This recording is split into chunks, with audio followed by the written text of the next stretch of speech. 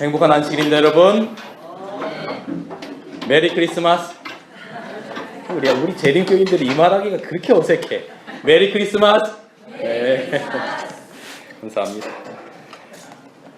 오늘 저는 큰 기쁨의 좋은 소식이라고 하는 제목으로 말씀을 드리겠습니다. 성경 누가복음 2장 8절로 14절의 말씀을 본문의 말씀으로 보겠습니다. 누가복음 2장 8절로 14절입니다.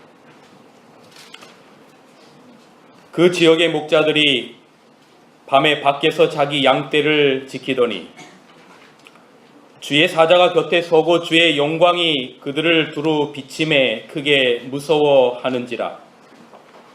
전사가 이르되 무서워하지 말라. 보라, 내가 온 백성에게 미칠 큰 기쁨의 소식을 너희에게 전하노라. 오늘 다윗의 동네에 너희를 위하여 구주가 나셨으니 곧 그리스도 주시니라. 너희가 가서 강보에 쌓여 구유에 뉘어 있는 아기를 보리니 이것이 너희에게 표적이니라 하니, 호련히 수많은 천군이 그 천사들과 함께 하나님을 찬송하여 이르되, 지극히 높은 곳에서는 하나님께 영광이요 땅에서는 하나님이 기뻐하신 사람들 중에 평화로다 하니라. 창세기 3장 15절에 예언된 여자의 후손이 드디어 때가 되어서 한 여인의 뱃속에 성령으로 잉태되시고 태어나시게 됩니다. 성령으로 잉태된 마리아의 태 속에 온 우주를 창조하신 하나님이 들어 계신 겁니다. 이거 도대체 어떻게 이해해야 합니까? 신비입니다. 온 우주의 창조주께서 죄된 인간의 태 속에 들어 계신 겁니다.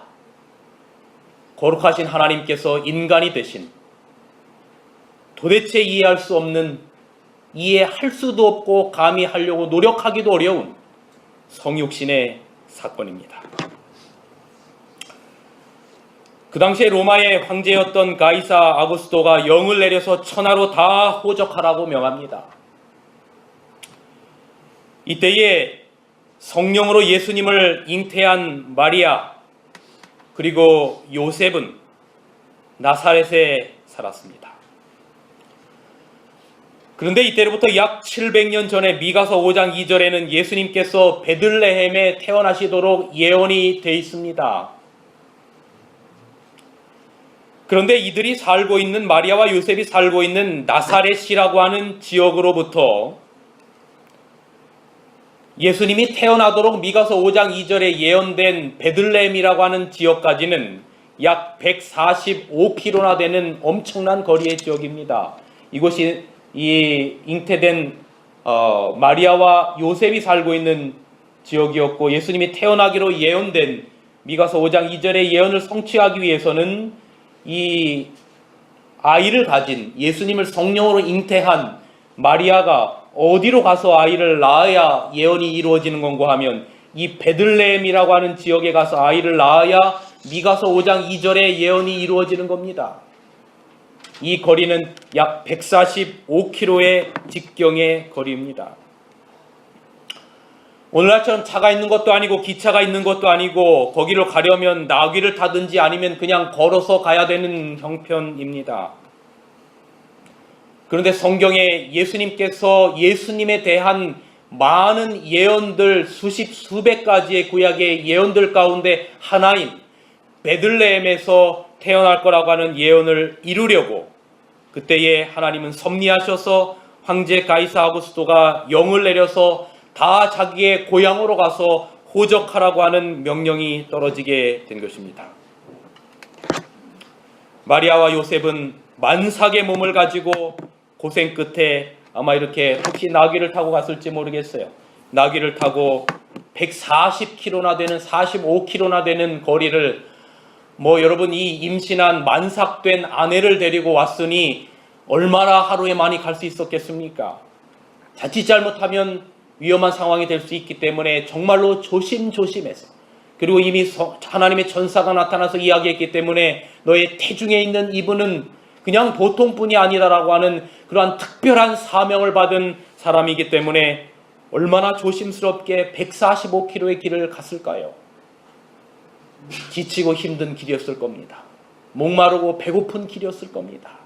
아마 잘은 몰라도 한 달 이상의 긴 여정의 시간들이 필요하지 않았을지 모르겠습니다. 고생 끝에 나사렛에 왔는데, 고향 나사렛을 고향으로 두고 있는 사람이 얼마나 많은지 너무나 많이 이 황제의 명령에 따라서 나사렛까지 호적을 하러 왔기 때문에 들어갈 뭐를 구할 수가 없는 겁니까? 숙소를 구할 수가 없는 겁니다. 그때의 장면을 각시대대행추 313페이지에는 이렇게 기록하고 있습니다.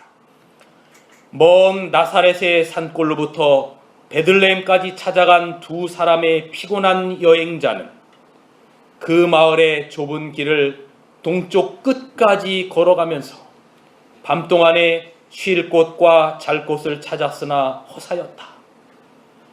그들을 맞이하기 위하여 문을 열어주는 집은 하나도 없었다.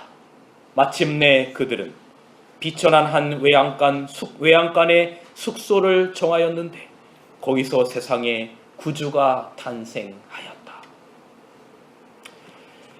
그때의 목자들이 밖에서 밤에 양떼를 지키고 있었다라고 성경은 기록하고 있습니다. 그런데 갑자기 하늘이 밝아지는 겁니다. 이로 인하여 목자들이 깜짝 놀라게 됩니다. 그들은 이 굉장한 광경의 이유를 모른 채 있었던 것입니다. 처음에 그들은 하늘에 움집해 있는 무수한 많은 천사들을 알아볼 수가 없었어요. 천군들에게서 비춰오는 빛과 영광은 갑자기 그 목자들이 양을 지키기 위하여 밤에 있었던 그 들판을 환하게 비추어 영광스럽게 만드는 것입니다. 목자들이 하나님의 영광으로 인하여 두려워 떨고 있을 때 그중 인도하는 한 천사가 자신의 몸을 그들에게 보이면서 말합니다. 두려워 말라. 이 땅에 구주가 나셨다. 그리고 예수님의 탄생을 알려줍니다. 그렇게 예수님은 이 어두운 시대에 참 빛으로 오셨습니다. 그런데 천사들이 이 각시대 대쟁투에 보면 대단히 놀란 것이 하나가 있었는데 그것이 무엇인가 하면 이 인류를 구원할 성경 아담과 하와가 범죄하고 나서부터 창세기 3장 15절에 예언된 여인의 후손으로 이 땅에 오시겠다는 그 예언을 이루기 위하여 하나님인 예수님께서 하늘 보좌를 버리시고 이 땅에 오셨을 때 천사들의 생각 가운데는 이 땅에 있는 모든 사람들이 예수님을 기쁨으로 영접할 거라고 생각했던 겁니다. 왜냐하면 이 유대인들이 그 메시아를 예수님을 맞이하기 위하여 그들이 아침마다 드리는 예배 가운데 그들의 모든 소원은 메시아였어요.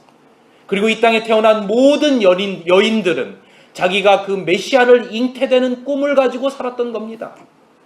그럼에도 불구하고 마침내 예수님께서 이 땅에 오셨을 때 최대의 기쁨을 가지고 열렬한 관심으로 예수님을 환영할 것으로 생각했지만 그러나 그를 기다리던 사람들은 소수 몇몇의 사람들에 불과하다는 그 사실을 깨닫고 천사들은 놀랐다라고 여기 각시대 대쟁투 313페이지에 기록합니다. 여기 한번 보겠습니다. 한 천사는 지상으로 내려와서 예수님을 영접하기 위하여 준비하고 있는 사람들을 찾아보았다. 그러나 그 천사는 사람들이 기다리고 있는 증거를 찾지 못하였다. 요한은 이 장면을 요한복음 1장 11절에 자기 땅에 그분께서 오심에 자기 백성이 영접지 아니하였다라고 기록하고 있어요. 여러분, 이렇게 예수님이 이 땅에 오신 겁니다. 누구 하나 환영해 주는 사람 없는 가운데 예수님께서 이 땅에 이렇게 쓸쓸히 오신 겁니다. 그것도 어떤 평범한 집도 그리고 병원도 그 어떤 왕궁도 아닌 가장 초라한 마국간에 이 땅에 오신 것입니다. 이것이 바로 우리가 기다리는 성탄절입니다. 비록 우리 재림교회는 12월 25일이 예수님이 태어난 날이 아니라고 하는 것을 알고 어떤 그 날짜 자체에 특별한 의미를 부여하지는 않지만 그러나 이맘때쯤이면 우리가 특별히 성탄의 의미를 되새기는 것은 대단히 중요하고 큰 의미가 있다라고 생각합니다. 오늘 저는 이제 이 성탄의 가장 즈음한 크리스마스의 가장 즈음한 안식일을 보내면서 오늘 이 안식일에 큰 기쁨의 소식이라고 하는 제목을 가지고 예수님의 성탄의 의미를 되새겨 보려고 하는 것입니다. 몇 가지 중요한 의미들 가운데 아주 중요한 의미가 바로 이 생명을 품은 자의 연약함이라고 하는 의미입니다. 제가 전에 말씀 묵상을 하면서 이 마태복음 1장을 묵상할 때 이 내용을 기록했었던 기억이 있습니다. 마태복음 1장에는 여러분 예수님이 이 땅에 태어나시는 그 배경이 되는 예수님의 족보가 기록이 되어 있습니다. 마태복음 1장 1절에 아브라함과 다윗의 자손 예수 그리스도의 세계라라고 그렇게 기록하고 있습니다. 여러분, 이 유대 사회는 정말로 남성 위주의 사회입니다. 우리 대한민국도 이 유교 문화에 있어서 상당히 남성 위주죠. 제가 저희 그 집안의 족보를 보았습니다. 저희 족보를 보았는데 모든 그 우리나라의 성씨를 가진 족보들이 마찬가지겠지만 거의 다 이 혈통들이 남자 중심으로 이렇게 혈통들이 되어 있습니다. 그런데 마태복음 1장에 이 예수님의 족보 가운데 이 유대 남성 위주의 유대 사회의 계보 가운데 여자의 이름이 몇 명이 들어가 있냐면 5명의 여자의 이름이 들어가 있습니다. 여기 앞에 제가 스크린에 나온 것처럼 마태복음 1장 3절에 다말이라고 하는 여인이 들어가 있고요. 또 1장 5절에 보면 라합이라고 하는 여인과 룻이라고 하는 여인이 들어가 있고, 그 다음에 1장 6절에 보면 우리아의 아내라고 하는 그 명칭이 들어가 있고, 후에 마리아라고 하는 명칭이 들어가 있습니다. 이렇게 5명의 여인들의 이름이 들어가 있습니다. 그런데 이 여인들이 대부분, 아니 거의 100% 이방인들 아니면 뭔가 족보에 참 들어가기 어려운 그런 연약함을 가지고 있었던 여인이라는 데 놀라움을 금치 못하는 것입니다. 다말이라고 하는 여자는 여러분이 창세기에 보면 이 유다의 며느리입니다. 유다의 며느리. 그 12지파 가운데 그 유다가 있지 않습니까? 이 야곱의 12자녀 가운데. 그런데 그 유다의 그 한 자녀이 유다의 며느리인데, 이 유다의 며느리 다말이 시아버지를 속이고 자기가 창녀로 가장을 해서 시아버지의 자식을 임신한 여인입니다. 그 혈통을 따라 누가 지금 기록된 것을 마태복음 1장에 기록하고 있냐면 예수님이 태어난 걸 기록하고 있는 겁니다. 그 다음에 라합이라고 하는 여인은 여러분이 아는 것처럼 이스라엘 백성들이 출애굽해서 이제 가나안 땅에 들어가기 바로 직전에 여리고를 가게 될 때에 그 여리고에 살았던 이방 여인입니다. 그런데 그 여인이 직업이 뭐였냐면 기생이었다고 기록하고 있습니다. 그 기생의 혈통을 따라서 예수님이 태어난 것을 기록하고 있는 겁니다. 그 다음에 여기 또 기록하고 있는 룻이라고 하는 여인은 신명기 23장 3절에 보면 여호와의 총회에 들어오지 못할 사람이 누군가 하면 모압 사람이었습니다. 그런데 여러분이 아는 것처럼 이 룻은 바로 모압 여인이었습니다. 여호와의 총회에 들어오지 못하는 모압 여인의 혈통을 따라서 예수님께서 이 땅에 태어난 것을 마태복음 1장은 기록하고 있는 겁니다. 그 다음에 여러분이 너무나 잘 아는 이 우리아의 아내 밧세바입니다. 그런데 밧세바라고 하는 이름 대신에 우리아의 아내라고 하는 이름을 기록할 만큼 다윗의 치명적인 죄악이 고스란히 반영하고 있는 표현이 바로 이 우리아의 아내입니다. 어느 날 이 다윗이 이 평안한 때에 왕궁의 옥상에 올라가서 보고 있는데 너무 아름다운 여인이 목욕을 하고 있는 모습을 보는 겁니다. 저 여자 데려와라. 그리고 그 여자와 간음하는 일이 벌어지죠. 그런데 알고 보니까 그 여자가 누군가 하면 이 바로 밧세바라고 하는 여인인데, 그 밧세바가 자기의 가장 충신 중에 충신이었던 우리아의 아내라고 하는 걸 깨닫지요. 그리고 그 여자가 임신을 하게 됩니다. 그런데 자기의 죄가 탄로날까봐 전쟁 중에 나가 있는 그 우리아를 데려오기 위해서 둘이 잠자리를 하게 만들죠. 그래서 자기 자식이 아닌 것처럼 하려고 꾀를 쓰는 겁니다. 그런데 바로 그때 우리아가 내가 지금 내 같은 병사들은 전쟁터에 나가서 전쟁을 하고 있는데 내가 평안하게 아내와 잠을 잘 수 없다고 하면서 그냥 나가요. 결국은 이 여인이 만약에 아이를 낳는다면 이게 잘못된 자기 아이라고 하는 것이 들통날까봐 이 우리아를 어떻게 하냐면 전쟁터에 내보내서 죽이게 하는 그러한 끔찍한 역사가 이루어지는 겁니다. 그 밧세바의 혈통을 따라서, 우리아의 아내의 혈통을 따라서 누가 태어나는 것을 예표하고 있는가 하면 예수님이 태어난 것을 예표하는 겁니다. 그리고 예수님의 어머니 됐던 마리아는 요셉의 바로 후처였어요. 여러분, 이렇게 성경의 약점을 가지고 이방인들이었던 이런 혈통을 따라서 이런 죄악들을 그대로 적나라하게 드러나고 있는 이유가 무엇일까? 저는 그 대답을 로마서 9장 26절에서 찾는 겁니다. 너희는 내 백성이 아니라 한 그곳에서 저희가 살아계신 하나님의 아들이라 부름을 얻으리라. 여러분, 사람들은 늘 강함을 가지고 오는 것을 영광이라고 생각하는데, 마태는 가장 연약함을 가지고 온 존재가 가장 강한 존재라고 하는 것을 설명해내고 있는 것입니다. 역설입니다.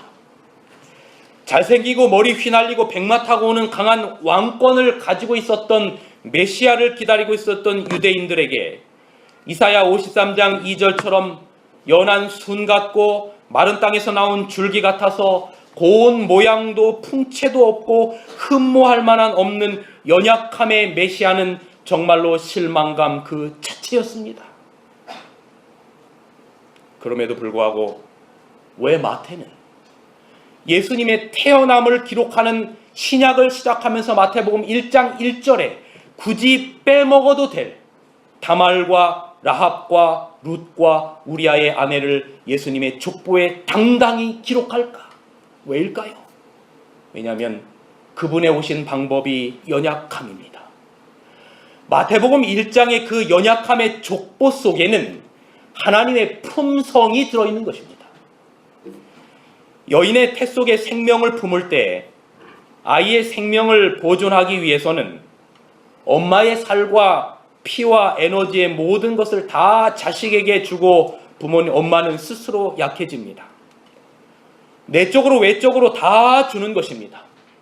어쩌면 외모도 포기하고 아이의 건강을 위해서 평소에 좋아하던 음식도 포기하고 비록 맛이 없어도 건강한 음식을 생명을 위해서 먹는 것입니다. 또 아이가 태어나면 아이에게 모든 것을 다 줘야 합니다. 결혼하기 전에 솔로일 때는 자기만을 위해 살던 남자 여자가 아빠 엄마가 되면 아이 중심이 되는 것입니다. 자식 이기는 부모가 없다고 했던가요? 진실입니다. 힘이 없어서가 아니라 생명을 보존하기 위하여 스스로 맞춰주는 겁니다. 여러분, 생선 한 마리를 두고 좋은 것을 다 아이에게 발라주고 아이가 엄마는 왜 안 먹어? 그렇게 물어보니까 엄마가 아이에게 뭐라고 말합니까? 엄마는 생선 머리만 좋아해. 결국 자기 스스로 아이에게 밥이 되는 겁니다. 그래서 예수님이 어디서 태어났냐면 말구유에서 태어났어요. 이 말구유라고 하는 것이 말의 밥통입니다. 우리의 밥이 되기 위한 거지요. 여러분, 그런데 이게 제가 비약이 아니고 요한복음에 이렇게 말씀하는 겁니다. 요한복음 6장 51절에 나는 하늘로부터 내려온 산 떡이니 사람이 이 떡을 먹으면 영생하리라. 나의 줄 떡은 곧 세상의 생명을 위한 내 살이로다. 다 같이 한번 읽어볼까요? 큰 소리로. 나는 하늘로서, 시작. 나는 하늘로서 내려온 산 떡이니 사람이 이 떡을 먹으면 영생하리라. 나의 줄 떡은 곧 세상의 생명을 위한 내 살이로다. 이래서 예수님이 소 밥통에서 태어나신 겁니다. 먹으라는 거예요. 나를 먹으라는 겁니다. 내 살을 먹으라는 겁니다. 그래서 내가 연약해지고 너희가 강하라고 하는 겁니다. 여러분, 그런데 아십니까?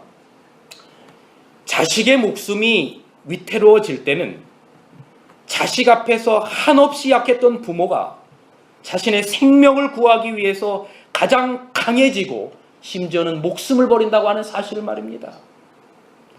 지난번 그 세계 토픽에 보니까 아이가 차에 깔리게 됐는데 이 엄마가 어디서 괴력이 났는지 그 차를 들었어요. 자식을 살리기 위해서 그 자식의 모든 것을 희생하는 부모가 자식의 생명의 문제 앞에서는 어떤 것도 양보할 수 없이 강해지는 겁니다. 왜인가요? 부모는 생명을 품은 자이고 생명을 보존한 자이기 때문에 그런 겁니다.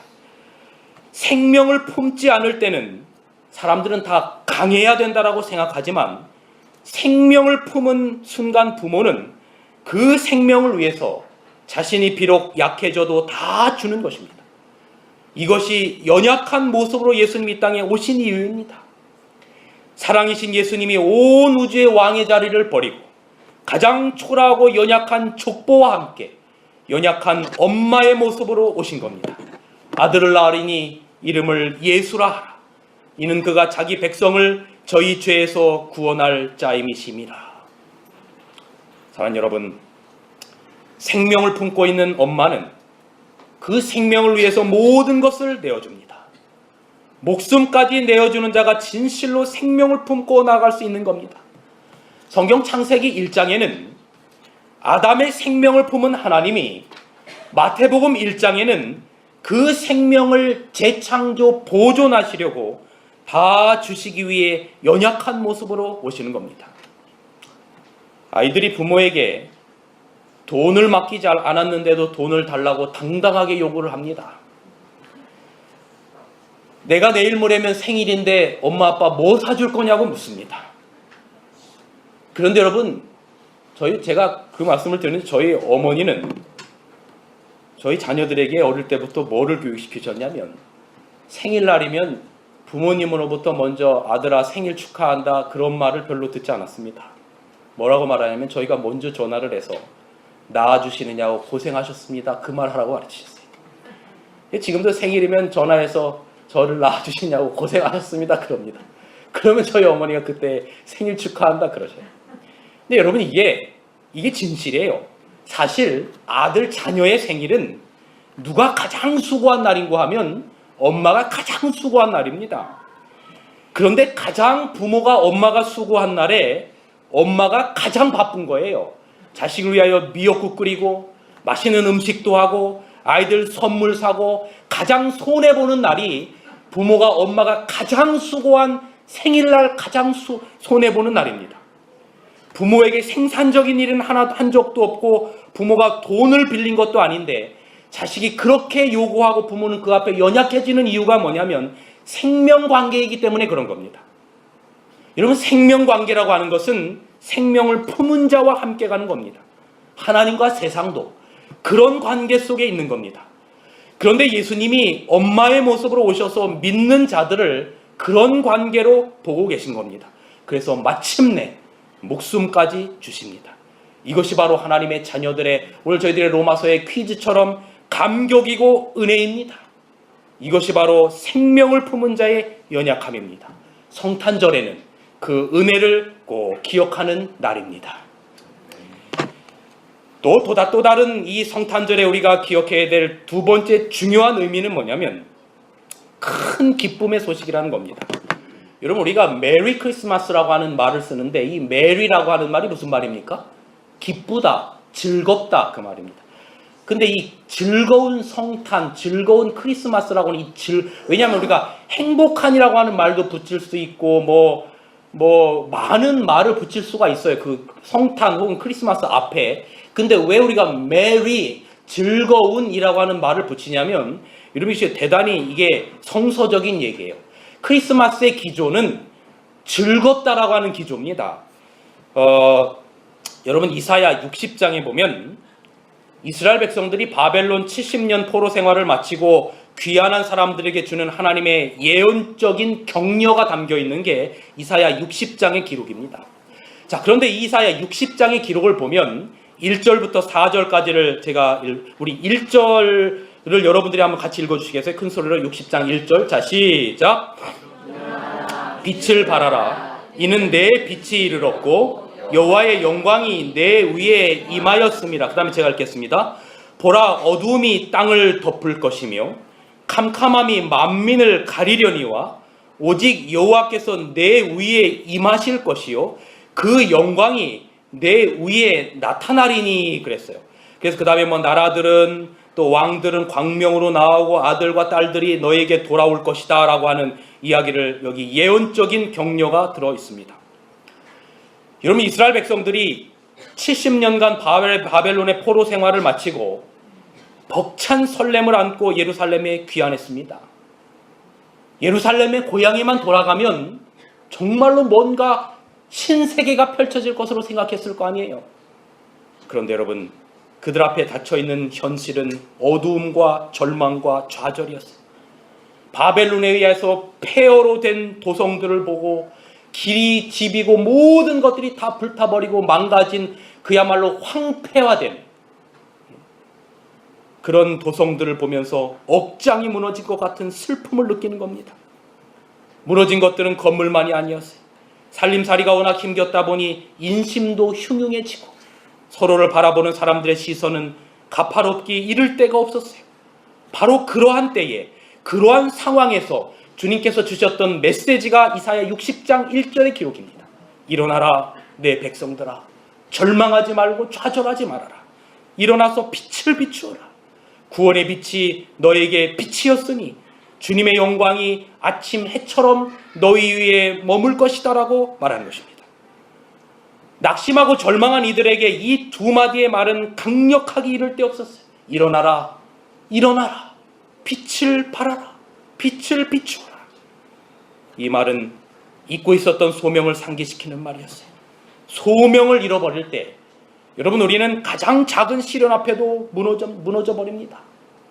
살다 보면 낙심되는 일이 얼마나 많습니까?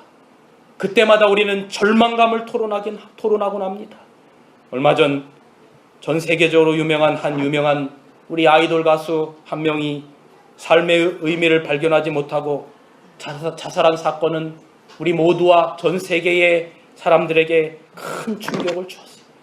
엊그제 또한 이 제천 스포츠센터 화재 사건에서 정말 안타까운 많은 희생자들이 발생했는데, 그 중에서 노모와 딸과 손녀가 3대가 한꺼번에 목숨을 잃은 참사도 벌어졌어요.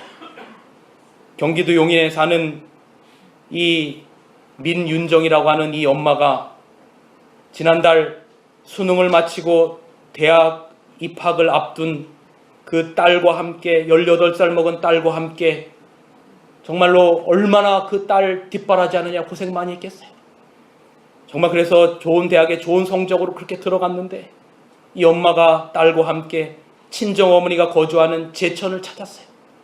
평소에도 이들은 사이가 좋았는데 그날 이 3대가 점심을 먹고 오랜만에 목욕탕을 찾았어요. 그러다 거기에서 비극을 맞은 겁니다. 너무나 아프고 아픈 거예요. 아무리 세상의 나라들이 복지를 외치고 아무리 정권이 바뀌어도 이 세상 나라는 어두움과 절망과 슬픔이 끊이질 않는 겁니다. 제가 너무 걱정돼서 혹시 교인 중에 이런 사람들이 없나 해서 제천교회 목사님이 제 동기 목사님이어서 전화를 드려보니까 다행히 교인 중에는 없는데, 이 스포츠타운 건물 주인이 자기 교인 친척이 건물 주인이래요. 여러분, 다니엘 2장에 금은 동철의 나라들이 계속해서 일어나고 바뀌어도 예수님의 나라, 돌나라, 하나님의 나라가 오기 전까지는 이러한 일들이 끊이지 않고 일어나는 겁니다. 가장 깊은 절망과 가장 어두운 세상이 어두움이 덮을 때, 그때 주님께서 말씀하시는 게 뭐냐면, 일어나라, 빛을 발하라, 내 빛이 이르렀고 여호와의 영광이 내 위에 임하였나니. 여러분, 세상이 이렇게 어두울 때 주님이 오신 겁니다. 마태복음 2장에는 예수님의 탄생을 그리고 있는데, 마태복음 2장 1절의 첫 단어가 뭔지 아십니까? 마태복음 2장 1절에 헤롯 대왕 때에, 예수께서 유대 베들레헴에 나시매라고 기록하고 있어요. 누구 때에 나셨다고요? 헤롯 대왕 때. 여러분, 헤롯 대왕이 누굽니까? 아내와 그의 장모를 죽인 미치광이었어요. 베들레헴의 아기들, 유대인의 왕으로 나신 이가 어디 있느냐라고 하는 동방박사의 말을 듣고 돌아버려서 베들레헴의 아이들을 전부 다 죽인 그 장본인이 바로 이 헤롯 대왕이에요. 가장 암울한 때입니다. 그때 예수님이 이 땅에 오신 겁니다. 이건 뭐를 의미하는 겁니까?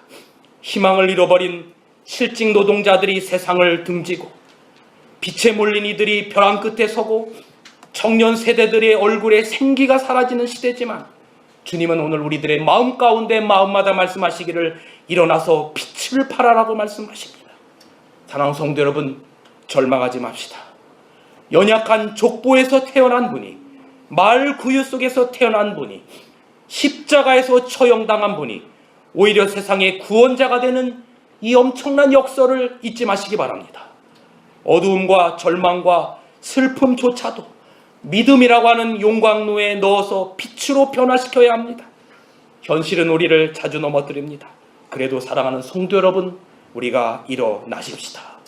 현실은 참 어둡습니다. 그렇기에 우리가 빛을 밝히 들어야 합니다. 그럴 수 있는 힘은 예수님의 아기 구유로부터 오는 겁니다. 십자가의 보혈로부터 오는 겁니다. 하나님으로부터 오는 거예요. 애굽에 내인 9번째 재앙이 암흑재앙이었어요. 서로가 서로를 알아볼 수 없고 제자리를 뜰 수도 없었어요. 흑암의 재앙은 태양신의 아들을 자처하는 바로에 대한 심판이었어요.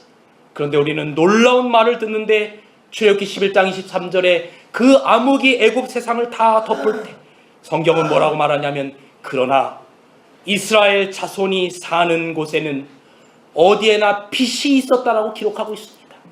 여러분, 오늘 우리가 사는 세상이 제 아무리 어렵다 해도 주님께서 우리의 마음 가운데 예수 그리스도로 말미암아 환한 빛을 비추시게 될 때, 여러분의 마음이 절망에서 빛을 발하는 우리 귀한 성도들이 되시기를 간절히 바랍니다. 여러분, 믿는다라고 하는 것은 낙심하지 않는 겁니다. 넘어진 자리를 딛고 일어나서 빛을 향해 걸어가는 겁니다. 예수님께서 중풍병에 걸린 사람에게 말하기를 일어나 내 자리를 걷어서 집으로 가라고 말했어요. 그리고 손이 오그라든 사람들에게 손을 내밀어라고 명령하셨어요. 사랑하는 여러분이요, 절망의 자리에 붙박힌 채 탄식하지 마시고 오늘 주님께서 우리에게 향하시는 그 음성을 듣게 되는 여러분과 제가 되기를 간절히 바랍니다. 제가 꽤 전에 읽은 책입니다. 감동받은 책 가운데 하나가 뭐냐면 이 도쿄 대학에 재학 중인 제1한국인 강상중이라고 하는 교수가 쓴 살아야 하는 이유라고 하는 책이 있습니다. 그 사람이 이 강상중 교수가 이 책을 살아야 하는 이유를 쓴 그 동기가 두 가지였는데, 하나는 극도로 신경증을 앓으면서 생에 대한 번민을 하던 아들이 자살을 합니다. 얼마나 부모로서 충격을 받았겠어요. 그게 이 책을 쓴 하나의 이유였고, 또 다른 하나는 아들이 자살한 충격에서도 벗어나지 못한 상황 가운데 몇 달 후에, 여러분이 아는 것처럼 그 2011년도인가요? 일본의 동북지방을 덮인 대지진과 원전 사고 때문이었어요. 한순간에 2만 명에 가까운 생명이 사라진 믿기 힘든 사태를 맞이하면서 그의 떠오르는 질문이 하나가 있었는데, 그 질문의 질문이 뭐였냐면, 이런 비참을 겪고도 그래도 살아가지 않으면 안 되는 이유가 뭘까? 라고 하는 머릿속에 하나의 이 퀘스천을 떠오르면서 그가 이 책을 쓰게 되었습니다. 그런데 이 책의 말미에 그는 현실이라고 하는 지금, 아까 우리 안교 시간에 세 가지의 금이 있는데 그 중에 하나가 뭐라고요, 우리 윤종수 집사님? 지금이라고 하는, 저는 그 처음 들었거든요. 적어놨습니다. 지금을 성실하게 살라라고 말하면서 그가 이 살아야 하는 이유의 191페이지에 이런 내용을 기록하고 있습니다. 잘 들어보시기 바랍니다. 의미가 있습니다. 좋은 미래를 추구하기보다는 좋은 과거를 축적해가는 마음으로 살아가는 것. 두려워할 필요도 없고 기가 죽을 필요도 없이 있는 그대로의 자신으로도 괜찮다는 것. 지금이 괴로워 견딜 수 없어도 시시한 인생이라고 생각되어도 마침내 인생이 끝나는 1초 전까지 좋은 인생으로 바뀔 가능성이 있다는 것. 특별히 적극적인 일을 할 수 없어도, 특별히 창조적인 일을 할 수 없어도 지금 거기에 있는 것만으로도 당신은 충분히 아름답다는 것. 여러분, 지금 여러분 이 자리에 앉아 계시잖아요. 여러분 한 분 한 분이 지금 이 자리에 지금 존재하신다는 사실만으로도 그것이 하나님 앞에 얼마나 귀한 건지 여러분 아십니까? 여러분이 앉아야 될 그 자리에 여러분이 계시지 않을 때 여러분 하나님의 마음이 어떤 줄 아십니까? 왜 부모들이 자식을 잃고 나서 그 방을 가지 못하는 줄 아십니까? 자식이 있었던 그 자리에 그 존재가 사라지게 됐을 때 그 고통과 그 어려움이 어떤 것인지 알기 때문입니다. 사랑하는 여러분, 오늘 우리 가운데 오시는 예수님도 우리에게 같은 메시지를 주고 계십니다. 가장 절망적인 순간에 메시아를 약속하셨고 가장 절망적인 순간에 그분이 오셨습니다. 오늘 시간 여러분의 마음 가운데 지금 주님께서 여러분과 함께 하시는 그 섭리를 느끼고 여러분 자체만으로도 하나님 앞에 얼마나 귀한 존재인지를 꼭 기억하시게 되기를 간절히 바랍니다. 하나의 이야기를 들려드리고 말씀을 정리하겠습니다. 여러분, 세계 1차 대전이 벌어지고 있었던 1914년 12월 24일 저녁, 플랑드르 전선에서 실제로 벌어진 일입니다. 요 앞에 제가 이게 그 당시의 신문을 스크랩해 온 것입니다. 1914년 12월 24일 크리스마스 이브 저녁, 세계 1차 대전 플랑드르 전선에서 벌어진 일입니다. 100m 거리를 두고 영국군과 독일군이 대치하고 있었습니다. 치열한 총격전으로 많은 동료들이 죽었고 남은 병사들은 참호 속에서 잠시 숨을 돌리고 있었습니다. 그런데 그때 독일군 병사 하나가 나지막하게 노래를 부르기 시작했는데 지금 백음악으로 나온 고요한 밤, 거룩한 밤이었어요. 이 고요한 밤, 거룩한 밤, 이 찬양을, 이 찬미를 독일의 한 병사가 나지막하게 부르기 시작했어요. 그런데 그 노래소리가 어둡고 긴 전선의 참호위로 울려 퍼졌어요. 노래가 몇 곡째 이어지자 말없이 귀를 기울이고 있던 병사들은 누가 먼저랄 것도 없이 그 노래를 같이 따라 부르기 시작했고, 이 노래는 곧 합창이 되었습니다. 이상한 감동이 그 두 진영에 그들을 사로잡았어요. 어리둥절하던 영국 진영에서 박수 소리가 울려 나왔어요. 그러자 독일군 병사 하나가 몸을 번쩍 드러낸 채 큰 소리로 외쳤습니다. Merry Christmas, Englishman. We not you, you not shoot. 메리 크리스마스, 영국 군병들이여, 우리도 너희를 쏘지 않을 테니 너희도 쏘지 말라고 하는 소리가 들려왔어요. 한 병사가 참호 위에 쌓아올린 흉벽 위에 불을 밝힌 초를 높이 올려드렸어요. 그리고 잠시 후에 초가 밝혀졌어요. 이게 그 당시의 사진입니다. 그때가 크리스마스 이브였습니다. 양 진영의 병사들은 그때부터 총을 내려놓았어요. 휴전이 이루어진 겁니다. 그들은 이후로 서로 만나 이야기도 나누고 축구도 함께 했어요. 예, 그 당시 앞에 크리스마스 트리를 두고 하는 장면이고, 이게 축구도 하는 그런 장면이에요. 이거는 아마 제가 보니까 그림 같습니다. 앞에 부분은 사진입니다. 병사들을 괴롭히는 이와 쥐를 퇴치하는 비법도 서로 가르쳐 주었어요. 그리고 두 전선 사이에 무인지대에 널려있던 시신들을 함께 묻어주었어요. 만나고 보니 그들은 서로 총뿌리를 겨누어야 되는 악마가 아니었어요. 그 전쟁은 자기들의 전쟁이 아니라는 사실을 자각했어요. 서로의 생명을 소중히 여기기 시작했어요. 성탄절이 만들어낸 기적이었습니다. 사랑하는 성도 여러분, 누군가가 먼저 희망의 노래를, 사랑의 노래를, 평화의 노래를 부르기 시작하면 다른 이들도 그 노래에 동참하기 마련입니다. 모든 여건이 좋은 때는 지구 역사상, 죄악의 역사상 없었어요. 여건이 좋기 때문에 희망을 말하는 게 아닙니다.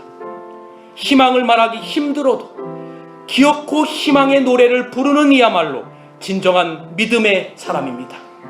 가장 어두웠던 시대에 메시아가 이 땅에 오셨습니다. 어떤 누구도 영접하지 않는 그 땅에서 예수님께서 오셨어요. 평화의 왕으로 오시는 주님의 은총으로 인해 여러분, 우리도 희망의 노래꾼이 되어서 살다가 마침내 예수님의 재림을 맞이합시다. 더 이상 자살할 이유도 없는 나라, 더 이상 실직할 아픔이 없는 나라, 더 이상 화마의 참사로 사랑하는 자들을 잃을 일이 없는 나라, 바로 주님의 돌나라, 희망의 나라가 예수님께서 약속하신 대로 이 땅에 초림하셨듯이 성경에 수없이 내가 다시 오리라고 하는 약속처럼 주님께서 다시 오실 것입니다. 예수님을 만나지 않고는 절대로 죽지 않겠다라고 하는 시므온과 안나처럼 우리도 그렇게 주님을 고대하다가 재림을 맞이하십시다. 이것이 이 성탄절에 저에게 주신 성령의 음성입니다. 행복한 안식일 되시고 행복한 성탄 되시기를 바랍니다. 하나님의 은혜가 여러분에게 함께 하시기를 간절히 바라면서 말씀을 드리겠습니다. 하나님, 가장 연약하고 가장 초라하고 가장 볼품없는 부유에 온 우주의 왕께서 우리를 구원하시기 위하여 오신 이 신비를 감히 저희가 어찌 이해할 수 있을까요? 가장 암울하고 가장 힘들었던 시대 주님께서 오셔서 지치고 힘든 백성들에게 말씀하시기를 일어나 빛을 발하라 말씀하셨습니다. 그 빛이 하나님 오늘 우리 마음 가운데 새겨지기를 원합니다. 오늘 이 자리에 머리 숙인 우리 성도들 가운데 마음의 어두움과 힘든 부분들이 있는 성도들이 계십니까? 주님의 빛이 성도들의 마음 가운데 비추어 주시옵소서. 그리하고 평안하고 행복한 안식일, 성탄, 연말이 될 수 있도록 하나님 도와주시옵소서. 이제 우리 하나님의 사랑과 예수 그리스도의 은혜와 성령 하나님의 감화감동 교통하심이 우리 모두와 함께 하시고, 또 연휴를 맞이하여 멀리 또 출장을 나가고 또 다른 곳으로 가는 우리 모든 성도들에게도 함께하여 주옵소서. 예수님의 이름으로 기도합니다. 아멘.